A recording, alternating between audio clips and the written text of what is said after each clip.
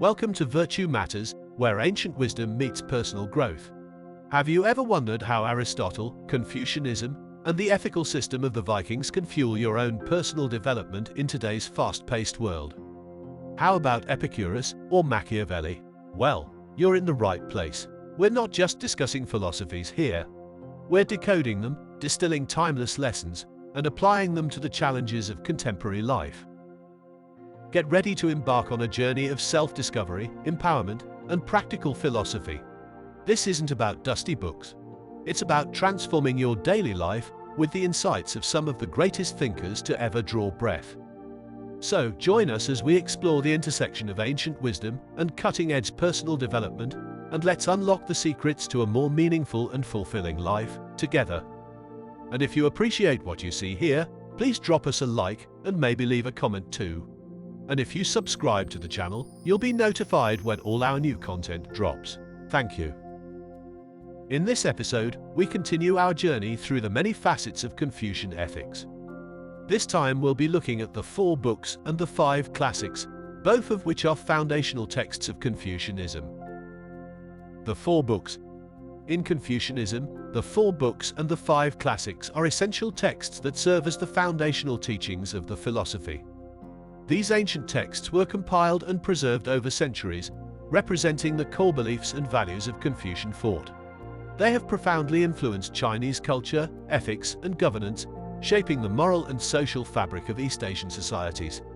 Let's explore each of these texts and their significance in Confucian philosophy. 1. The Analects. This is the most important and revered work in Confucianism, comprising a collection of sayings and dialogues attributed to Confucius and his disciples. The Analects expound on a wide range of subjects, including ethics, politics, family relationships, and personal conduct.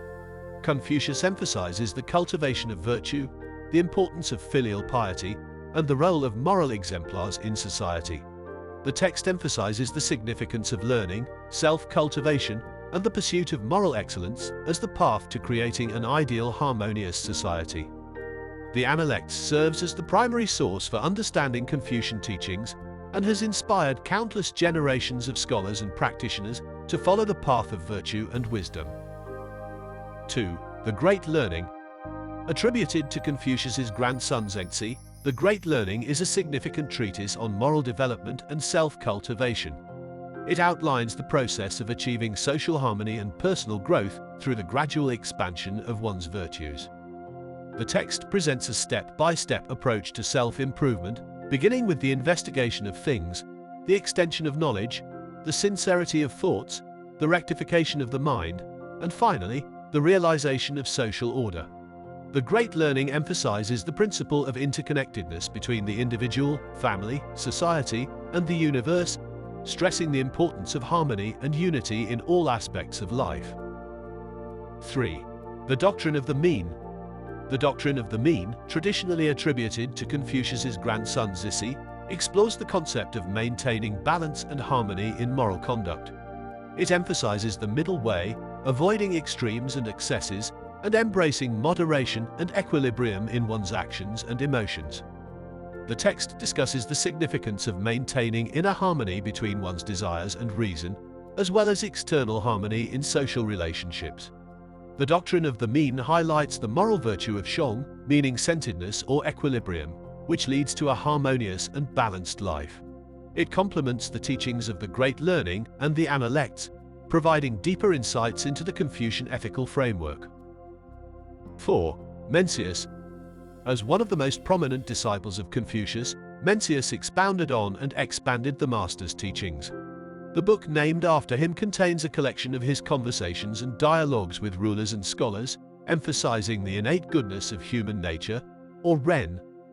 Mencius argues that all individuals possess the potential for goodness and righteousness, and it is the external environment and education that influence their development.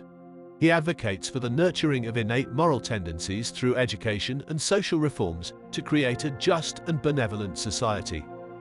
Mencius's ideas became a core part of Confucian thought, especially his emphasis on the benevolent rule of virtuous leaders and the cultivation of compassion and righteousness in society. The 5 classics. 1. The Book of Changes, or I Ching. The oldest of the 5 classics, the Book of Changes is a divination text and a philosophical treatise. It is based on the concepts of yin and yang and the 8 trigrams, representing the basic elements of the universe. The book explores the cyclical nature of change, the cosmic order, and the principles underlying natural phenomena. The I Ching is not only a tool for fortune-telling, but also a source of wisdom for understanding the patterns and transformations in human life. It has profound philosophical implications, representing the Confucian belief in the dynamic and interrelated nature of the universe. 2. The Book of History. Also known as the Classic of History, this text contains historical records, chronicles, and speeches from ancient Chinese rulers and sages. It is a compilation of historical events, political theories, and accounts of governance that serve as a moral guide for rulers. The Book of History emphasizes the importance of virtuous leadership, the virtues of benevolence, righteousness, and the mandate of heaven.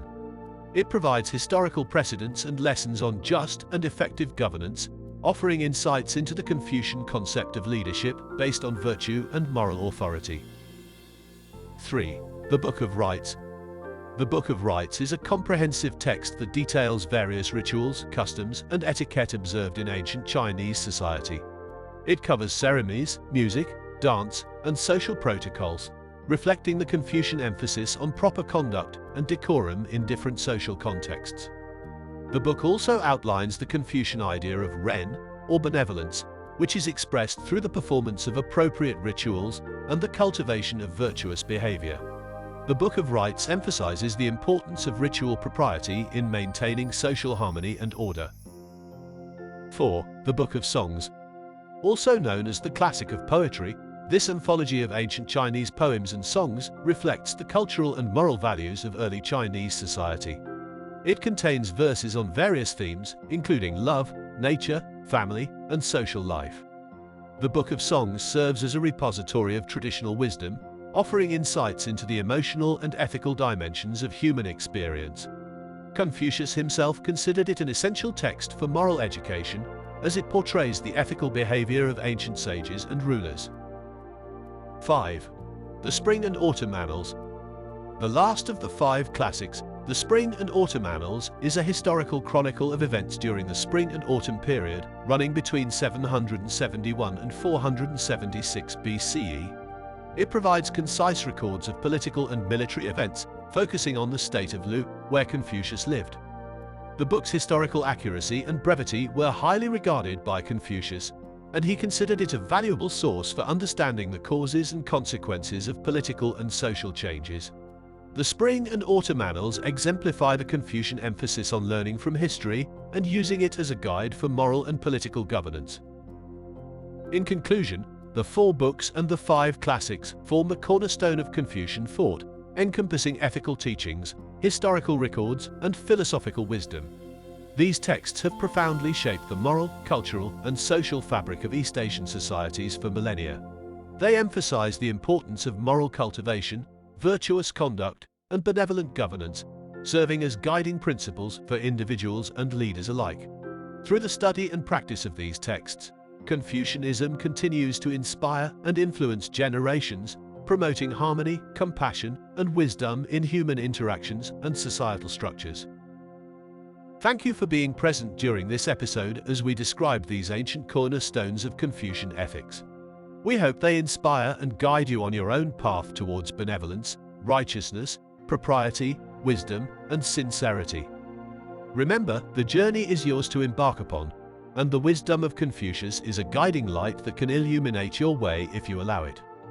Until next time, may you find peace, joy, and true liberation in every step you take on your remarkable journey.